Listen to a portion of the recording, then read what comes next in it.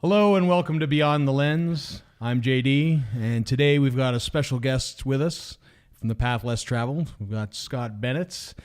He's a musician, frontman for the band, and we brought Scott in today to sort of give a different perspective on band photography, concert photography, all that kind of stuff, and what bands essentially look for.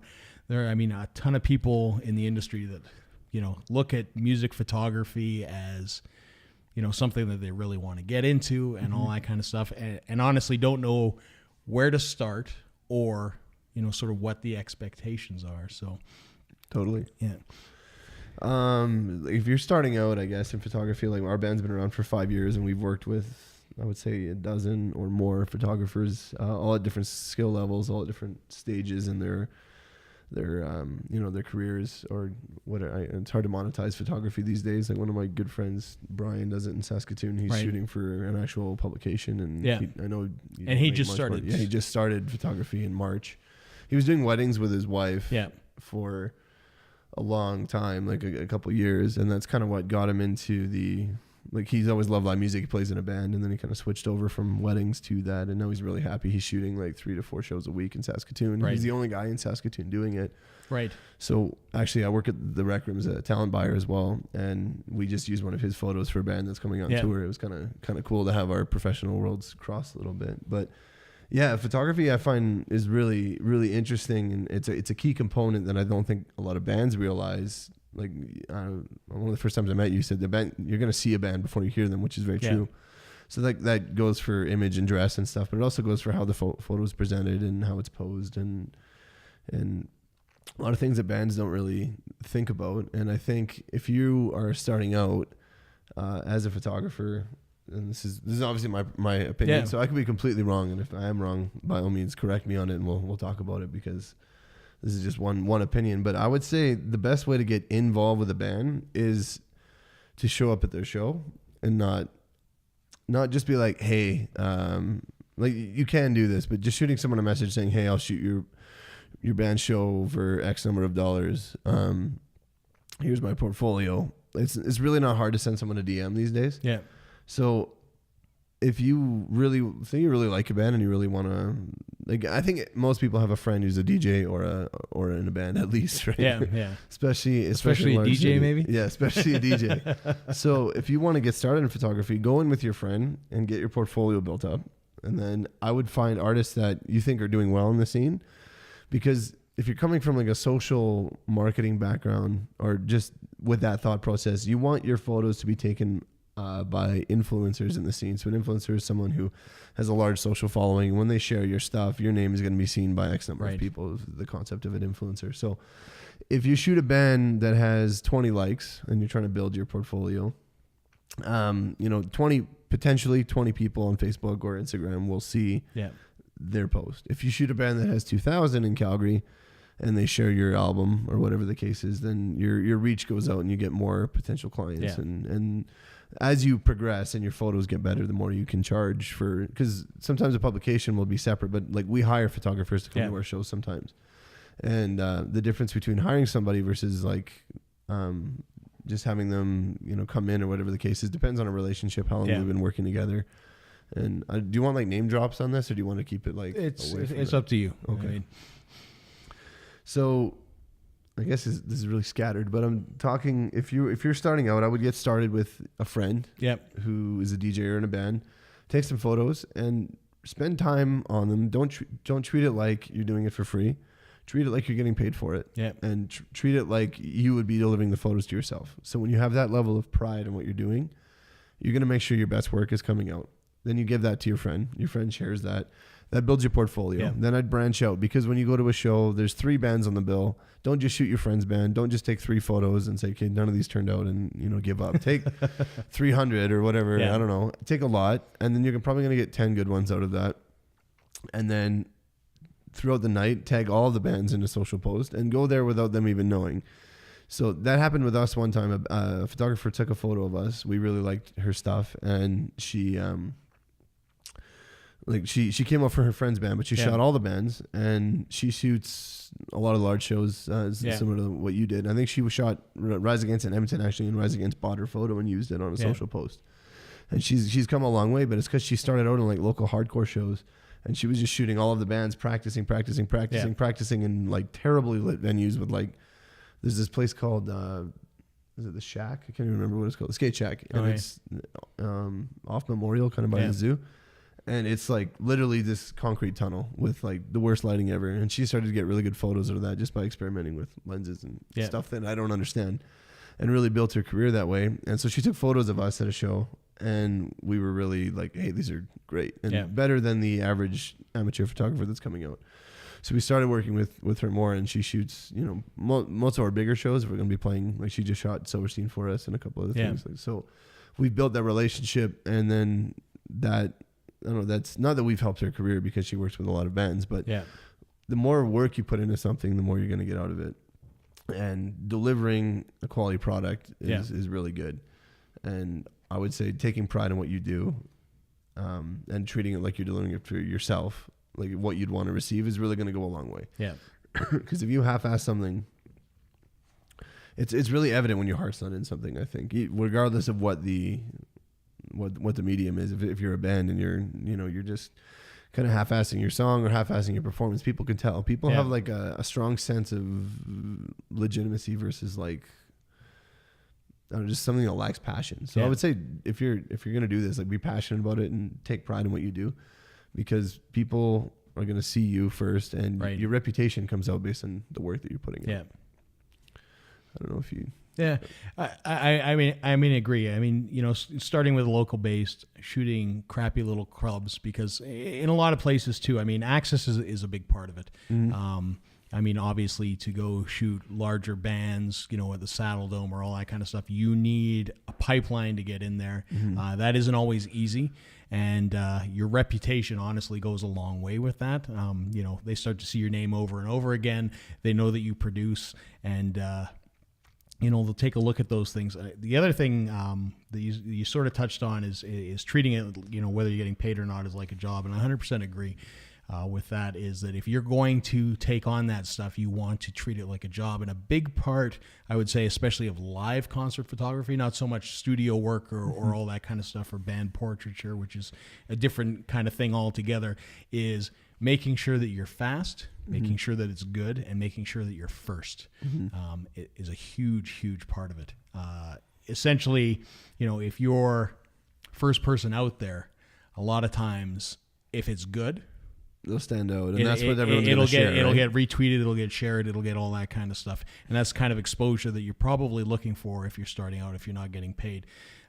Even if you are getting paid, you typically want those in the hands of the publicist right away. As fast as possible. You guys just played a concert this week. You had I wasn't there shooting photos. I did something different, just to sort of I basically went there, and this is, you know, something that was ridiculous. I expected kind of to fail in what I did, to be honest. Went out there, brought video equipment, set up multiple cameras, shot it all myself, which is stupid to begin with, but I did it anyways. And you had that video before the show was even over. Literally sitting at my merge table. The headliner hadn't even started yet, and I was watching a video of my band's performance from 3 hours earlier, edited on YouTube, linked and everything. And it was like, that kind of return is crazy. And like, if you're able to deliver that kind of thing, you're going to get the reputation, and people are going to want to go with you. If you think about this, like, just completely separate photography or art from this. If you sat down with somebody for a job interview, you have their resume, and they're like, I'm going to try really hard once I start, you know, once I get this job, my work ethic's going to change. I'm going to be working much harder. And like, or you're going to go with a guy who's like, his work ethic speaks for himself, and he's exactly what you want in an employee. And that's already the character and integrity he's built in. 100% you're going to go with the second guy. And I think a lot of people don't realize that. Right. And it's something you don't really think about, because half of this, maybe 60-40, but the product you deliver is important. It's number one. But a very close second is how you handle yourself, how you interact with people, and that feeds into your reputation, right, in the city. Because bands talk, promoters talk, photographers talk. It's all very interrelated. it's a small, like it's a big world, but it's a small world at the same time. And like last night I was running a show at the Rec Room, and people were like, "Oh, Scott, I've heard a lot about you," and it's weird, but like when you're in the scene, your name, whether you want it or not, people are going to talk about you, and it's either going to be good stuff or it's going to be bad stuff. And working on that character component, the integrity of like delivering a good product, always being easy to work with, you know, being able to make adaptations on the fly is also really important. People who like, hey, this tweaked, and then they lose their minds because it's a subtle change to what it was supposed to be. Like that's you need to be adaptable, and I think that's another component that. Like I guess when you were doing that video, one of the cameras like dropped halfway through or something like that, so you had to adapt. Within seconds of it happening, it just started, and you know, at the beginning, what it was attached. It was magnetically attached to a pole. Oh, it's magnets. Yeah. Okay. So because there's if anybody's gone to this venue, there is a pole right in the middle, which is horrible for photography. But it worked actually fairly well for this because it was a perfect place for a camera mount. But what I didn't anticipate was that when the music started and the vibrations from the music was going to cause this eventually to basically tilt to the point that it fell. So, I mean, you've got a video that's turning, so you have to adapt with different camera angles or go into edit and fix that stuff. But I mean, that's all part of it, and that's part of the challenge. I mean, if you had a camera operator there, it would have never have happened. But I didn't have that luxury. I was, you know, like I said, I was probably stretching myself way too thin. But to me, it was a personal challenge to see, hey, can I do this? Can I build something different? Because I knew as well that there would be a ton of photographers there. I wasn't going to shoot anybody else. Nobody had sort of, you know, reached out to say we want coverage for this or anything like that. So, you know, it was just, let's do something different, right? Because, you know, you had at least 3 or 4 other photographers there. So for me, it was doing something different. And you know, you did, and you delivered first out of anybody else, which you know is crazy to me because it was video, which is editing, which is not a photo. You know, I can shoot it, go to a back table, be on the laptop, and have it before I leave the venue done. Yeah. So I mean, you know, that's crazy in itself, but it was a challenge for myself to do that, and you know, it turned out, you know, there's definitely things I would change, and it wasn't perfect, and you know, there's all sorts of things, and I learned from it, which is always a big plus. I mean, you know, if you're not learning something or doing something, that's a huge deal. But ultimately, in the end, you know, to me, it's the timeliness, and you know, I may be completely off in this, but having that to share almost immediately after the show is probably more beneficial to a band, you know, in my opinion, and correct me if I'm wrong, than getting it 2 weeks later when it's long said and done, because everybody's pumped. They enjoyed the show. Yeah. You know, that night or the next day, it's still fresh in their mind. They'll watch it then, but 3 weeks from now, it's kind of, they're on to the next. Yeah. Like if you want to think about sports, it's like when you listen to the radio in the morning, if you still do, or you check Sportsnet or whatever, it's going to be like, yeah, last night the Flames lost to St. Louis or whatever. But a week later, if they're like, yeah, last week the Flames lost to St. Louis 2-0, you'd be like, why is this even on the radio? Who cares, right? It's over. Yeah. But if you have that short turnaround time, it goes a long way. You brought up 2 things that I think are interesting. Challenging yourself, doing something that's outside of your comfort zone is very, very cool, even if you fail. So last week, like, this is music, but last week I wanted to try and write a song in 4 hours, and I wrote it, almost finished recording it, didn't finish it, and I haven't had time to get the last few vocal tracks things. So it was not released, but I failed.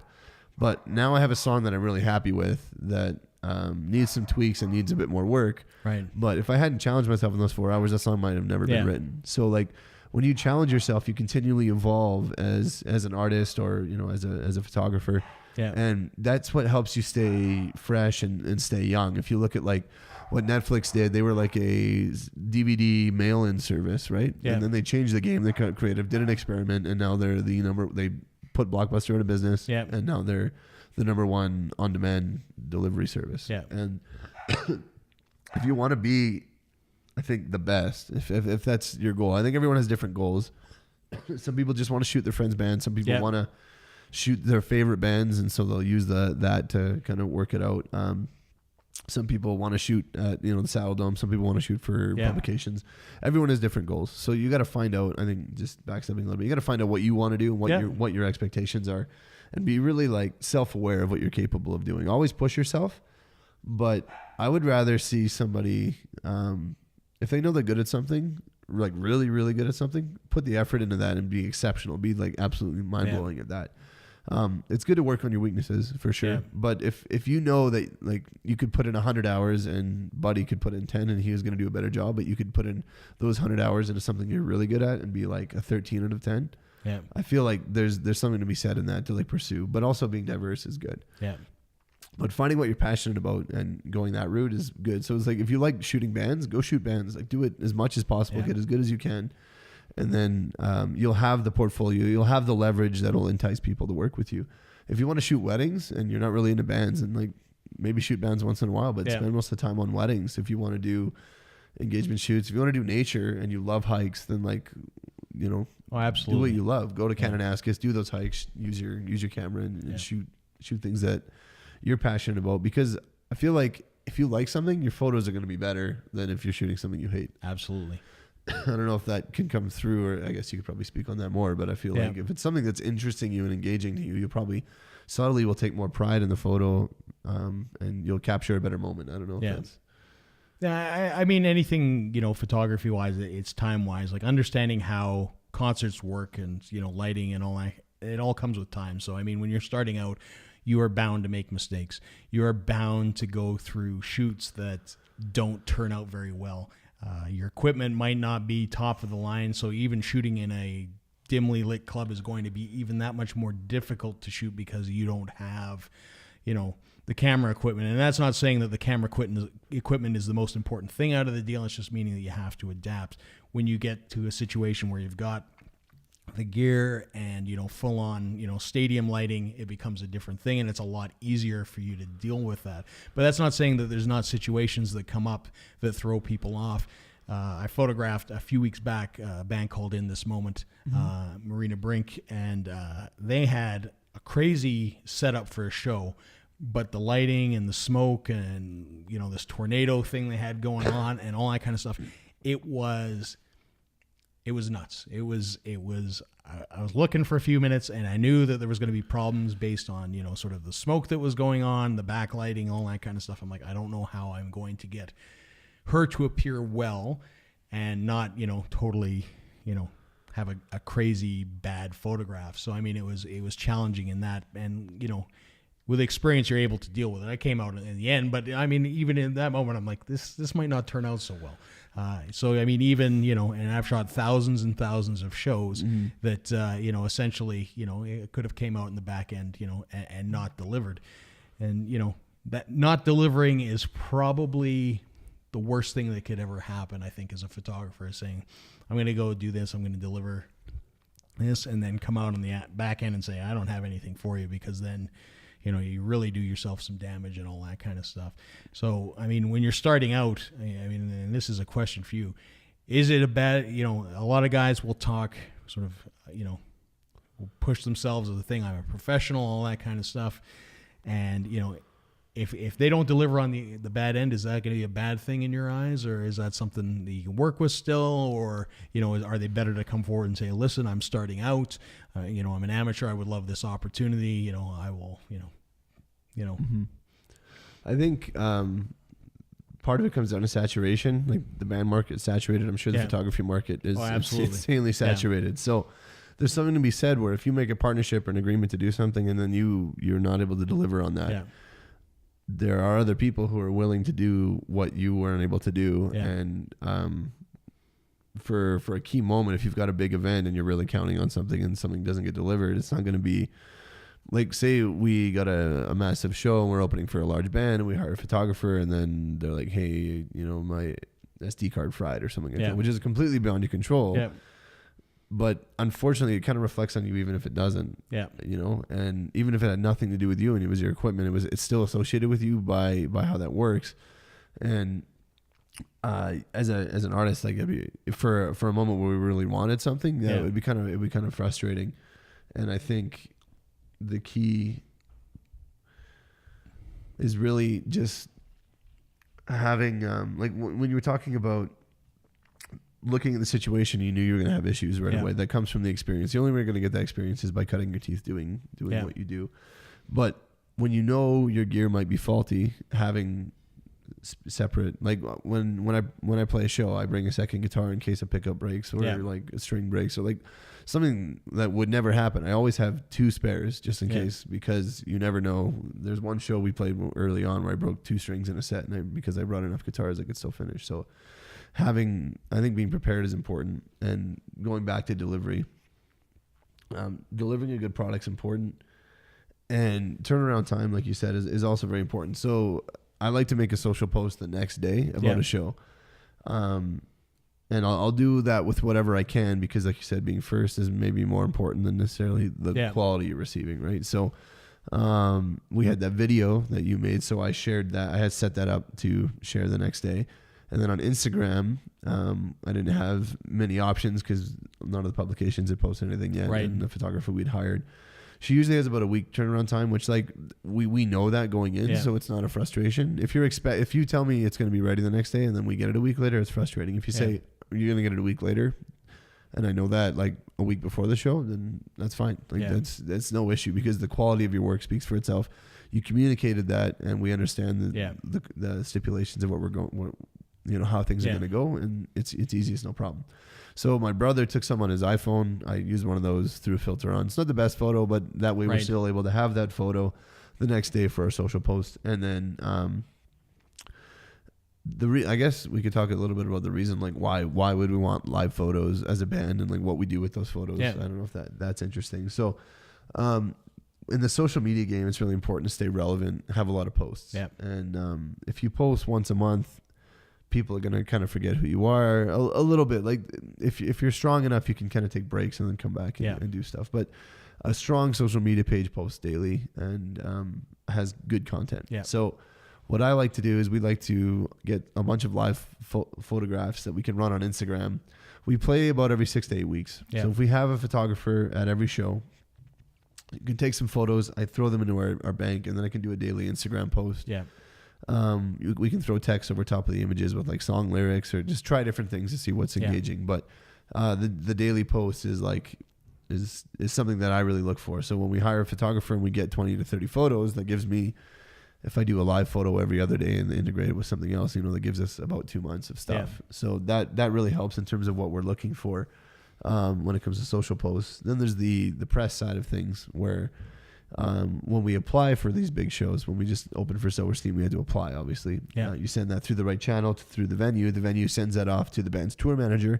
The band's tour manager looks at your photos, listens to your music, and says yes or no, they're a good fit. Because you don't want to, if you're say you're a venue and you've got a country band that just draws insanely well, 130, 150 people, something ridiculous, and the venue always works with them, and then you've got a post-hardcore band coming through, and then they get that country band because the tour manager wasn't involved, the show would be very, very strange, to say the least. So the tour manager needs to approve your stuff. So this link, EPK is called Electronic Press Kit, is going to be sent out to these people, and you never know how far that's going to go. It could go to the record label, it could go to their booking agent. A lot of people can be seeing this. So your photographs are important.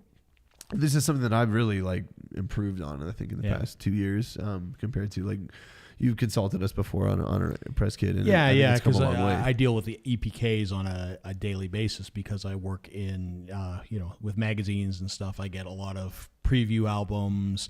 We're touring and all that kind of stuff. So I get the EPKs, and I think I've talked to you about some of that stuff. But I mean, it's a lot of bands, a lot of younger bands, and on your podcast that you have, the Intern Music podcast, where you talk about basically, music, the music industry, how to grow your band, all that kind of stuff, and all important. So if you're a musician, happen to be watching this, Scott has a great podcast in which he talks about a lot of these things. The EPK is one of those things, and I think I was a guest on one show talking about that, and it's, there is definitely a process, because you get tons, and it's, you're filtering through it very fast. And me being a photographer and a visual person, a lot of times too, if you haven't put the effort into it, it's frustrating. It's already disappeared, right? Yeah, and now that I book bands and DJs, and I'm getting press kits or various emails that wouldn't be resembling a press kit, seeing your world, it's actually very shocking to see. And I think it's more, I don't think it's stupidity. I think it's naivety. I really don't think it's people that are like, I don't think it's an intelligent thing. I think it's like you don't understand what people are looking for. And and the business of music, and like I said, that's why your podcast is great, is that the business of music is completely different than creating music, playing a guitar, singing, putting a band together, and creating music. It's different. I mean, everything from imagery, your band's image to, all that kind of stuff is completely different. And then the backhand management stuff that a lot of people don't know because they just don't have the experience of it. Maybe they've just played at an open mic at, at a bar where they've just kind of shown up and played, is a lot different than booking something, to open for a band like Silverstein. I mean, it's completely different. Well, the way a show advance, when you get that a few days, like some venues in Calgary don't even give you that, right? So it's just like load in at 8, you show up, 8 bands show up. There's 16 guitar cabs and 4 drum kits, and then one band was told the kit was going to be shared. The rest of the bands weren't, like just. And then you go to the marquee or something like that where there's like a printed show advance. The band's tour manager is like cracking the whip, making sure everything goes extremely smooth, and it's a whole new world, whole new ball game. And I guess every artist wants to grow and evolve over time. But like when you have that press kit, ours has come a long way, and I think you can always improve everything. Yeah. But ours is finally like in a place that I felt comfortable sending it off. We've been using our one sheet a little bit, which is something else that it's good to have a good photo photography for, a good photo for rather. And I tend to lean towards on a one sheet having a band kind of sitting, like not a live shot. Right. Do you agree with that? Yeah. I would agree with that. Yeah. Because then you're really seeing the band. So when bands are looking for that, I think one thing that really stood out to me, my friend Brian, who I mentioned from Saskatoon, he came out, when did we play? I think it was June. Yep. Yeah. So he came out in June he was doing some engagement photography or something like that with his wife. And he was like, I'll come to the show tonight. We just happened to be playing a show the same weekend, so it all worked out. And before that, he's like, hey, can we do like an actual posed photo shoot? And one thing that I really noticed was a strength of his was because he had worked in weddings for the past 2 years, he understood posing better than like 90% of the photographers we've worked with, where like, Scott, your chin's too high, like subtle things that like when I'll look back at photos, I'll be like, man, like why did I put my chin up that high? Yeah. Why did I have my arm kinked like that? You don't realize you're doing it when you're in a photo and you're trying to move and create different poses and stuff. And then sometimes you'll have a photo where 3 guys pose perfectly and one guy ruins it because he's doing something weird. And it makes the whole photo feel awkward. Yeah. But Brian's skill was learning like from the wedding background. The posing was amazing, and it made things really easy for symmetry. And if you're a photographer that's starting out, I would say like learning posing and looking at the artists that you look up to, look at how their photos are posed, and then kind of use that as a reference to try and build how you'd want to see it, and like take from that, make it your own. But there's something to be said about posing, and I would say most of the photographers that we work with, that's something they're not very familiar with. And it's an oversight, and I didn't even realize that until we worked with Brian to realize, man, like this is actually something that is really valuable, and something that I didn't even realize was something that, because I'm sure you see photos often where you have bands that are like, I mean, weird or something. EPK stuff is always difficult, right? I mean, it's you want to stand out, but I mean, a lot of times it's it's all very familiar and the same and stuff, and it's the typical brick wall and all that kind of stuff. Brick wall or graffiti wall. It's so I mean, it's not necessarily an easy thing to do. But that being said, it's still good in my opinion to have those shots versus just potentially some live shots that you're sort of duplicating. And I mean, you'll have live shots in your EPK as well, I would assume, but having those studio shots or post shots are definitely a plus. And you're right, it's definitely a skill. I mean, and weddings is the number one kind of pose your people and get the shots right. I mean, it's and that's a high pressure job as well. The co-host for the show here, Dave, he's a wedding photographer, so I mean, he's he would be, really good to talk about that, because that's what he does. And we've talked about weddings in the show before. So, I mean, it's what you're saying is completely 100%. Yeah. I feel like being a wedding photographer, just on the side, would be the most stressful job, perhaps, on the planet. It could be, a lot of it depends, if the bride and groom are really particular, bride specifically, but not trying to single anybody out, but like that's her day, and if you ruin it, I would. Yeah, it's going to be a bad day for you. Yeah. Yeah. So, I mean, investing in your EPK is obviously something else that, you've done with a photographer and worked with photographers in order to get that to a point. Talking about, I guess we could talk about how our EPK's evolved and how, like, I think when you're ready for something, it kind of shows up, if that makes sense. So, like, when our band first started, not that we're amazing now, right? Like, by no means. But, like, when we started, we sucked like everyone else, right? And when you start and you make friends with the photographer who literally just bought a camera and has been doing photos for 6 months, their photography is not going to be very good either, right? So, but, like, that's what's expected out of a local garage band that sucks. Like, you're not really expected to have this amazing photography if you're a band that draws 15 people, right? And that's it. And on a good day, right? Like, if that's the peak of your draw, and you're playing like an all ages grungy venue. Yeah. Did you just cut this part? Or try? Cut this part. Okay. Grungy venue.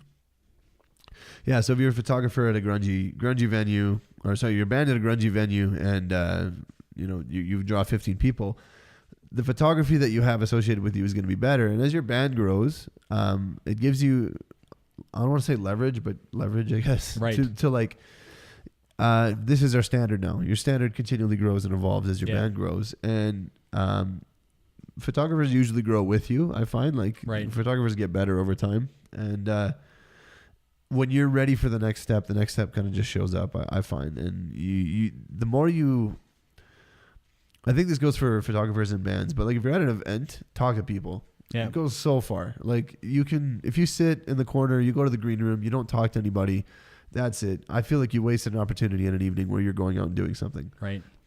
Because when you're in a room with, you're at a rock show, or if you're at a photographer, I don't know if there's conventions or what, where you would go where there'd be a lot of photographers. But I guess even at a rock show, there's 6 other photographers. Yeah. You could probably be a nice guy and talk and say, hey, what are the challenges? How did you overcome this? And maybe you learn something. Maybe you help them along. I don't know. Is that really cutthroat? Is that like a no-no? No, I wouldn't say so. I mean, I spent a lot of time up until, I would say, 2 years ago, that I was kind of the only person kicking around in the pit. Okay. There wasn't a lot of people kicking around. It's changed a lot over the. I'm talking about mid to high tier sort of level, so right? Like 800 so I would get, I would go to a show and it would be, the local newspapers where they're typically there, which bands target. So if you're a touring act, you come through and you target, the Calgary Herald, the Calgary Sun.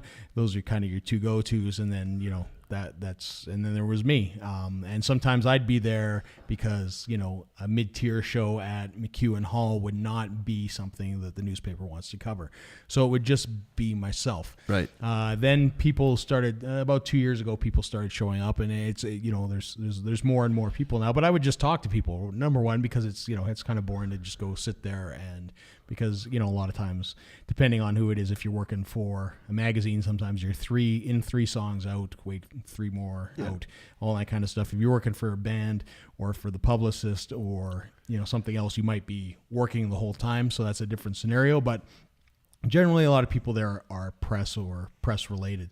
So I mean, I would talk to people because it's whatever. I mean, it's good to have those contacts, because in my case, specifically with how I make money off this, is I send my stuff through the wire. It used to be through Corbis, and Corbis was owned by Microsoft. It was owned by Bill Gates. It was a competitor to Getty and all that kind of stuff. And what happened was, in order to do away with their competition, Getty basically bought, through Visual China Group, they bought Corbis, and then they locked everybody out.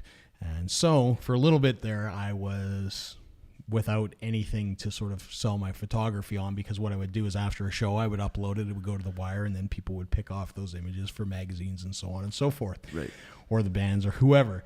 But part of it was too is just talking to people, saying, hey, who you working for? Are you looking for people? All that kind of stuff. So I mean, having that relationship there as well. I mean, yes, in a sense, it's competitive, and I'd be a liar to sit here and tell you that I'm not an uber competitive person, and that I go, I want the best shot out of the show. If there's 6 photographers there, I want the best shot out of the show. I also want to be first. Yeah. Those are my 2 goals. I want to have the best shot, and I want to have the first shot out, and that's my goal, because that will get me the most sort of traffic. And yeah, I mean, you will see, typically for me, you will see stuff that night. You always consistently, which like blows my mind, because that's something, consistency is something I'm kind of hit and miss with. So like, hats off to that. Just touching on that, if you shoot for first and that's your goal and you hit second, that's better than if you didn't have a goal and you're 6th. Yes, yeah. So it's better than being the photographer that's 3-4 days later, because to me, again, it's in my world, in my head, it's not relevant at that point, especially if you're talking about touring artists.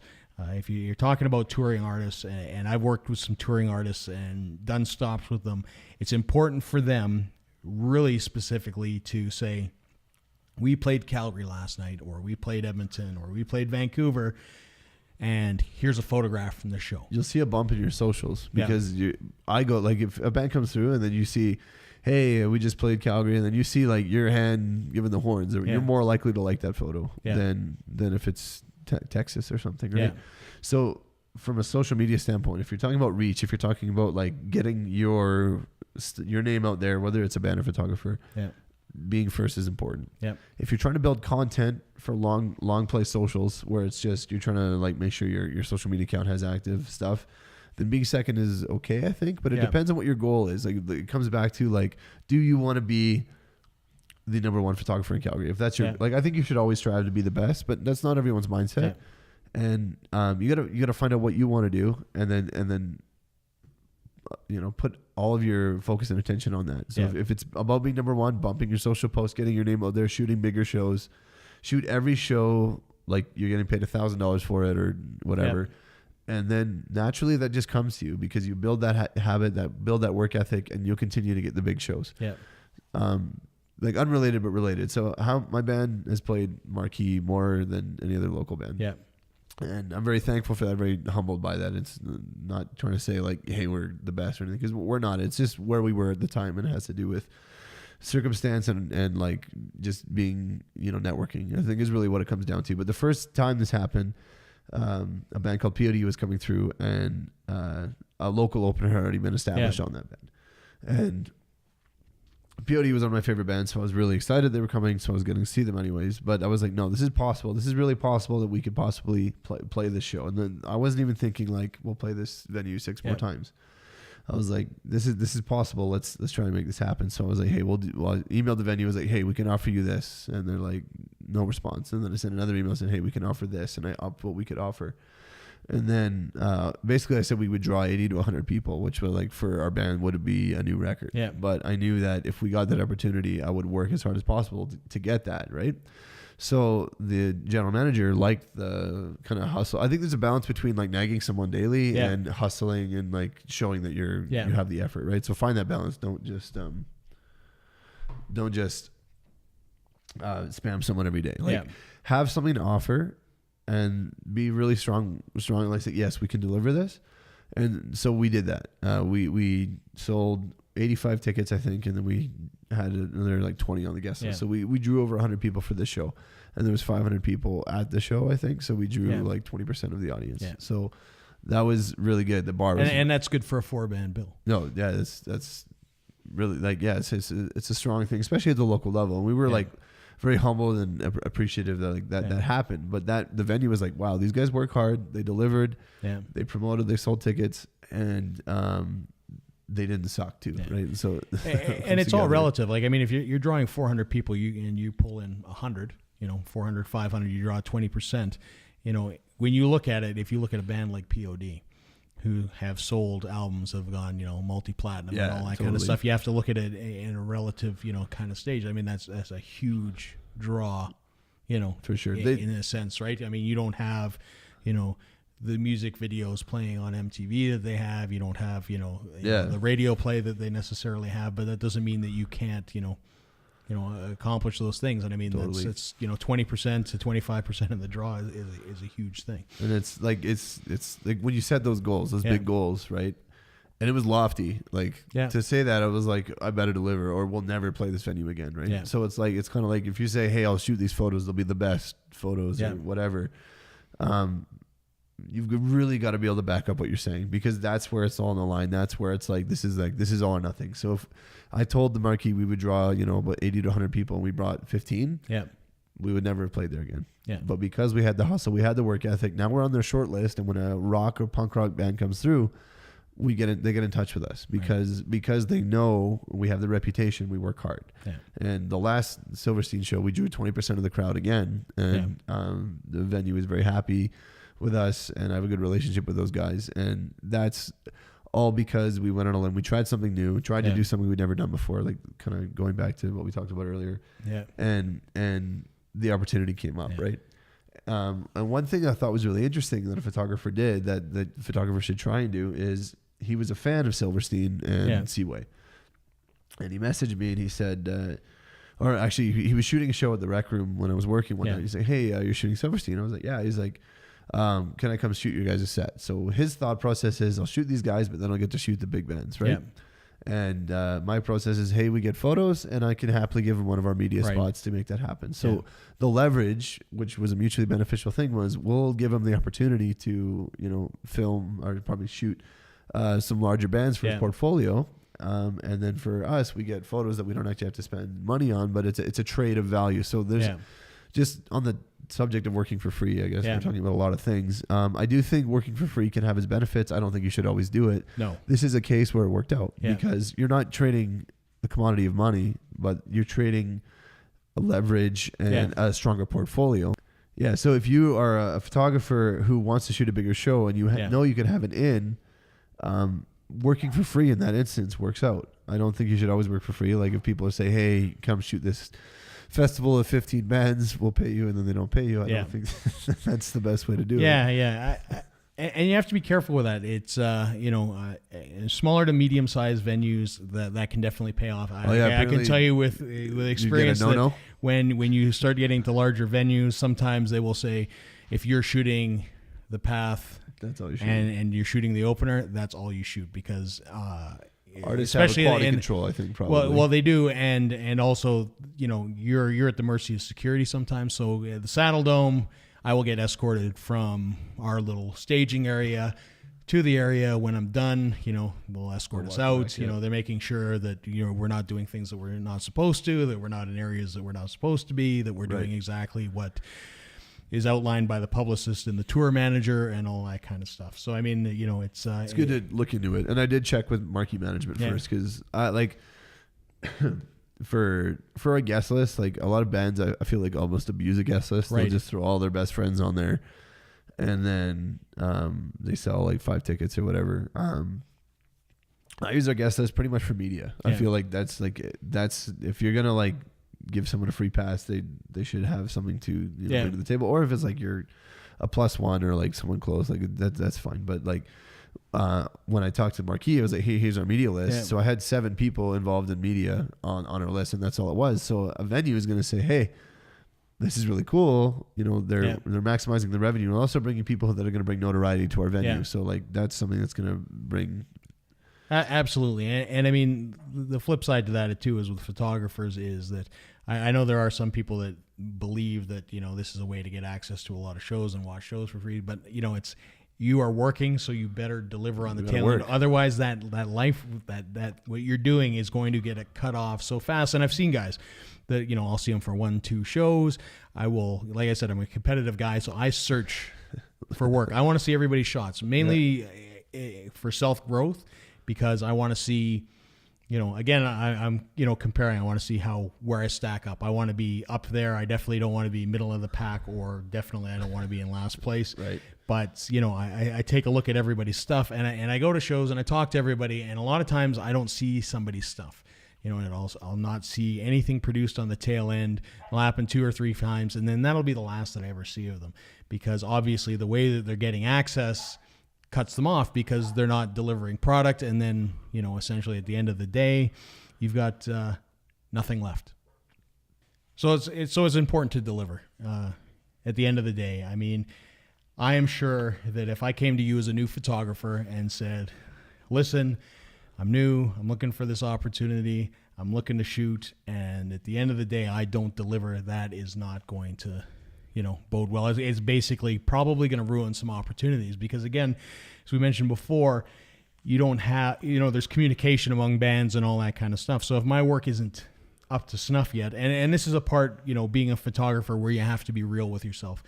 If you're, take your work and compare it to somebody else. Find somebody that you admire, that's in the business, that's doing concert photography, and you go, "You know what, this guy's stuff's really good." And take an honest look at stuff and say, does my stuff compare? Does it, is it close? Is it nowhere near? What do I have to do? And try to improve it, and then, sort of cut your teeth in the smaller clubs.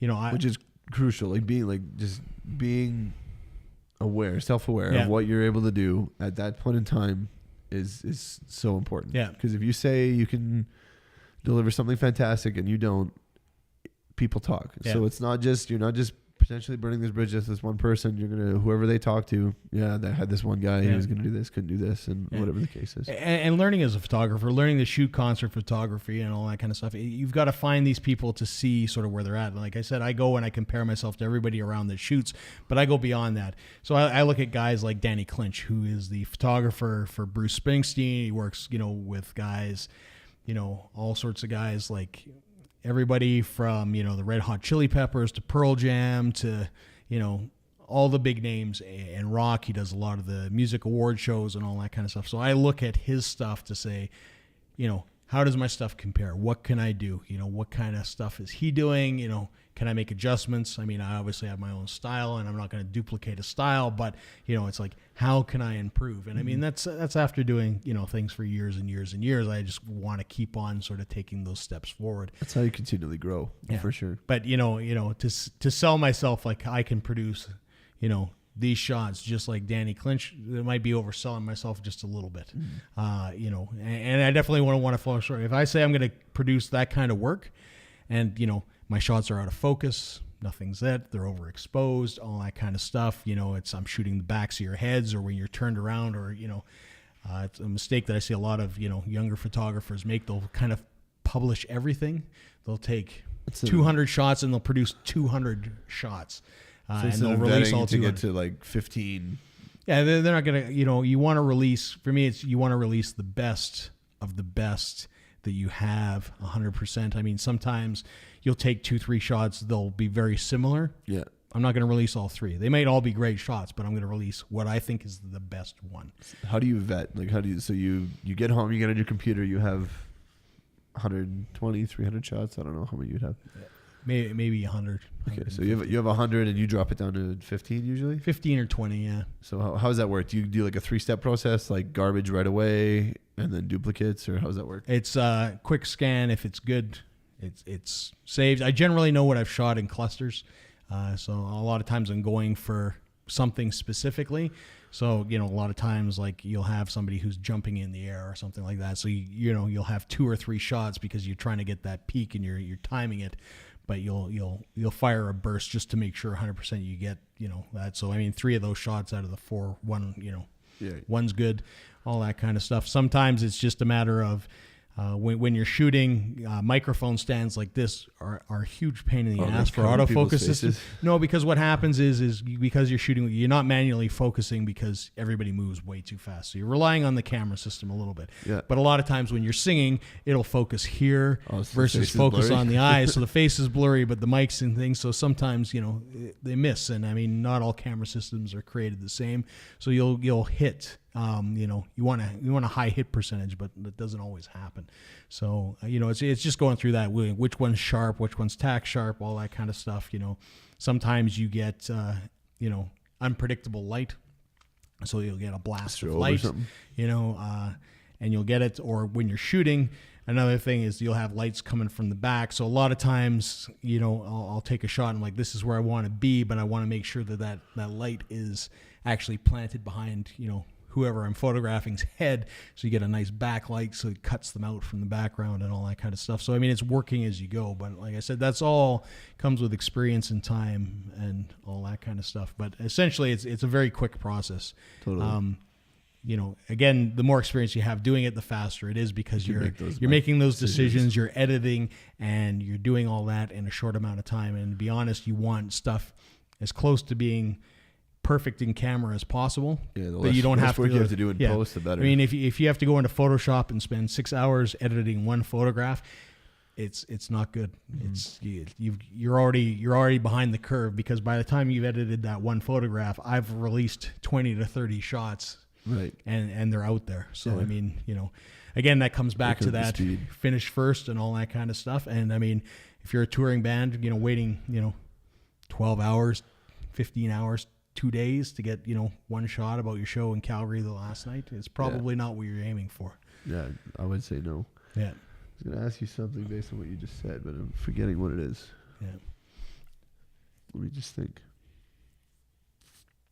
So yeah, there's definitely challenges, and getting your stuff out there, and obviously pleasing your client as well. And a lot of that's communication as well too. So communicating with your client what they want and what they're looking for is all, and that becomes more when you're shooting for a magazine. You're shooting for a magazine article, a review of a concert, all that kind of stuff. If you are shooting for a label and you're shooting for the artist themselves, sometimes those goals are different, so they will let you know things in advance. Like, in this song, they're going to bring somebody up from the audience. Most likely, if it's an all ages show, it's going to be a kid. They're going to sing along. We want shots of that. We want shots of the whole band, or we want them specifically with the lead singer. We want close-ups. They'll have some very specific instructions. Totally. So it's positioning yourself. The advantage is it's going to happen, right? Yeah. Sometimes when you're just shooting for a magazine, you don't have that luxury. But to be honest, you can go.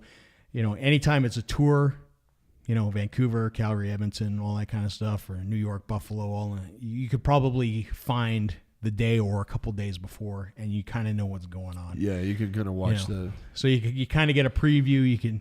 You can see what some photographers did. It might be a good shot, and you say, hey, if I could do this, it'll be a great shot. So you can learn. Learn from doing your research on the forefront. I'm sure goes a long way. I remember I was going to ask you. So it's about the post process. So in mixing, in the world of recording and mixing bands, the process of mixing is romanticized. It's that's where the magic happens. That's where it's sexy, etc. When really it's all about if you can get things to sound great in the studio recorded, and you have to spend 20 minutes mixing a song instead of 60 because you didn't mic the kick drum properly, whatever the case is. That's so much better, but because of plugins and software, mixing is the romanticized part that everyone talks about. Right. Is it the same in photography? When you have Photoshop, CS, whatever, I don't know any of the names, but Photoshop allows you to do this and this makes bad photos look good. Is that something that's a factor in the world, or is it more get it right at the source? I would say yes. For me, and some people are going to probably hate what I'm about to say. So strap in, because I'm not known for mincing my words. Sometimes, it depends what you're doing. If you are shooting EPK stuff and you're doing band and you're going for a certain look, and it's, a certain aesthetic that is going to be used on an album cover or the interior sleeve of your album, or promotional items or posters and all that kind of stuff, spending that time in Photoshop and getting it to the look that the band wants is definitely, something that happens, and you put the time in.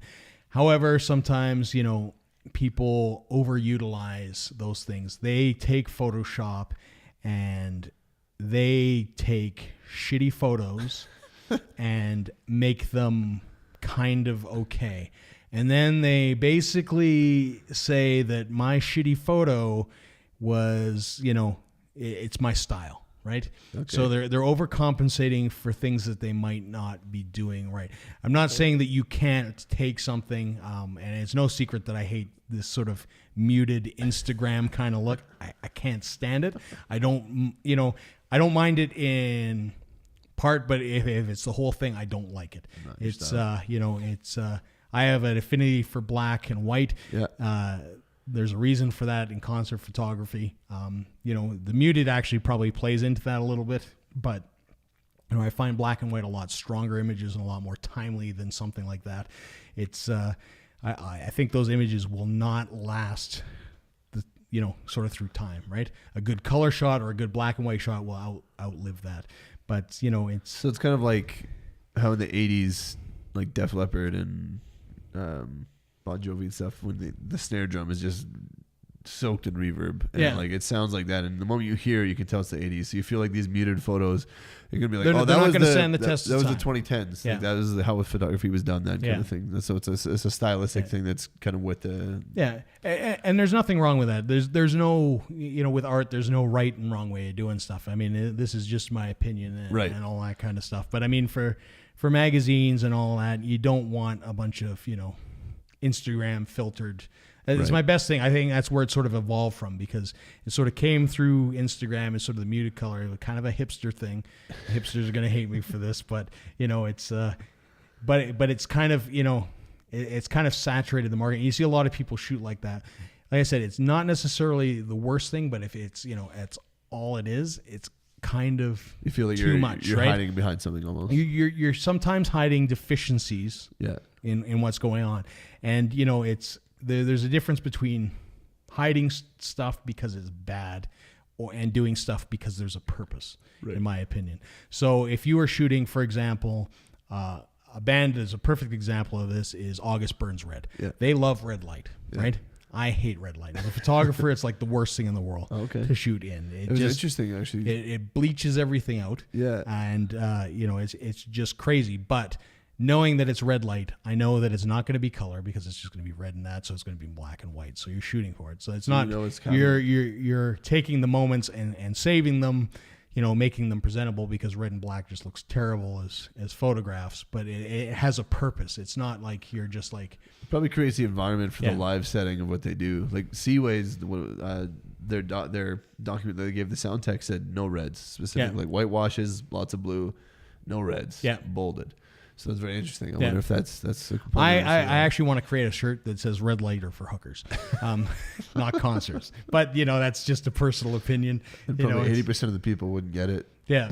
Any photographer knows exactly what I'm talking about. When so they flood red light, you're just kind of like, really? Like, this is not good. And then if you want to add smoke, that makes it even that much better. So, but, for imagery after the fact, it's not very good. But like I said, I mean, some people use it as a crutch. They will go into a place that is poorly lit. They'll have stuff that's out of focus. They will,